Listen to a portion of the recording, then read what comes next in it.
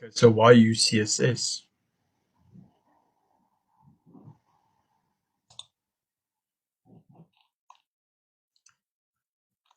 Alright, so link to a style sheet. Take a look at the web browser. Technically, this is the same site you saw in the previous exercise. It contains the exact same HTML elements and the content as before.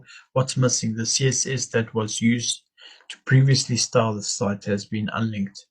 The HTML link elements links a CSS to an HTML file so that the CSS styling can be applied. Here's an example of the link element.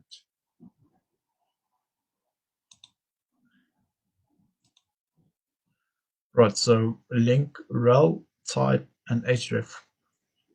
So the link element uses three attributes: rel, type, and href. Link, the HTML image element link, is a self-closing. It does not need a closing tag. So in the example above, main.css is an external sheet. Using external style sheets in one of the most popular ways to write CSS. Inline CSS is another method. Instructions number 1, let's use the link element to connect index.html and main.css. Inside the head element of index.html, inside a link element that connects index.html and main.css. Use the code snippet above as a guide. Run your code. Notice the effect in the browser main.css now linked to index.html.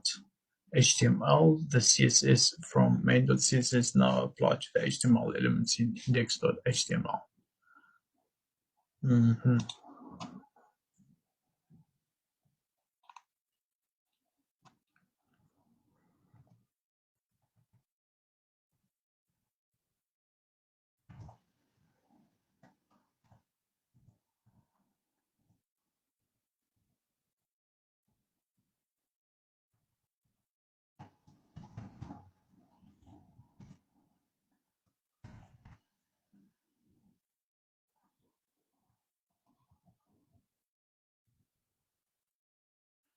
We're going to link main.css.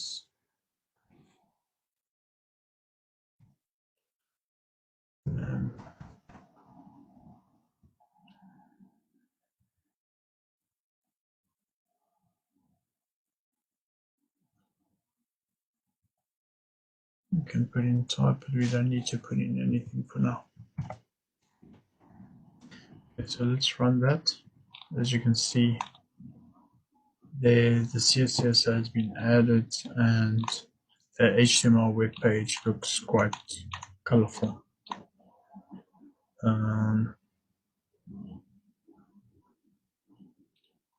Yeah.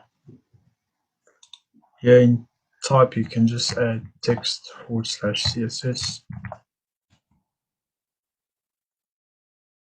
I would rather add style /CSS, but that's okay. Okay, let's move forward. Alright, anatomy of CSS rule. Awesome job. This is the anatomy, this is the selector, and then this is the property, color, and then the value. Right, so font family. Instructions. The Mistwood Publisher's website could be improved with a more stylish font. In the main.css, locate the H1 selector. Inside the curly braces brackets, add font family Palentino, Linotype, Serif. Run your code. H1 selector, yeah?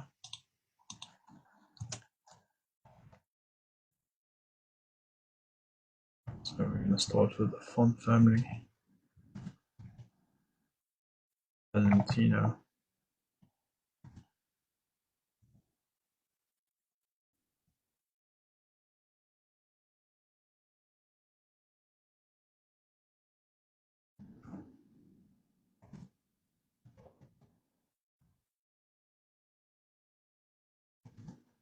And serif.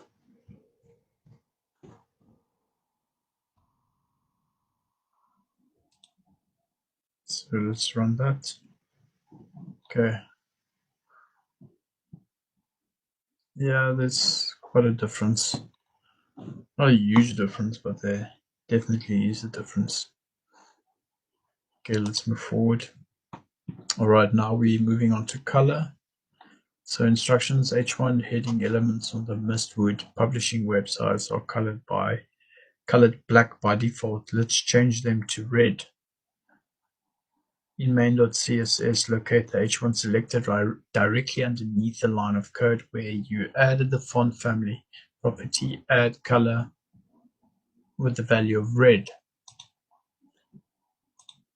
Okay, so within the H1, let's add color with the value of red.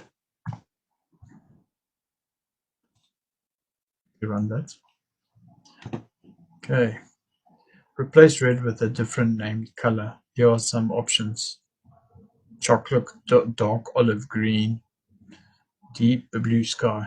Let's try deep. It's something that is contrasting, so to replace that with chocolate's pretty straw chocolate.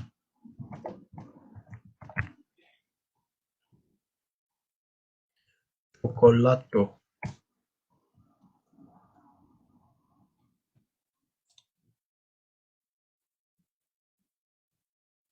That's not that great. I prefer dark olive green. Something more contrasting. Right, I'm not gonna run that, otherwise, yeah, I'm gonna get the third instruction incorrect. Hex color, provide millions of different shades of color.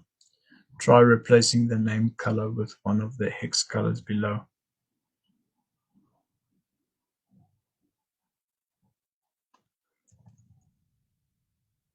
So let's replace that with 2E69A3. Okay, that's like a light blue. So the hex colors listed in the previous step can also be created using RGB values.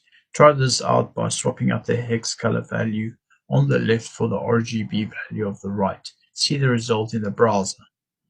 So this is the RGB value.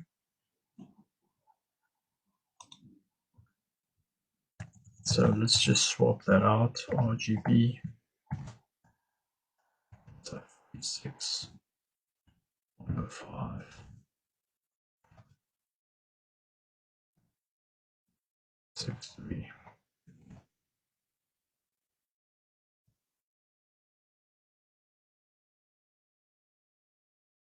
Turn that.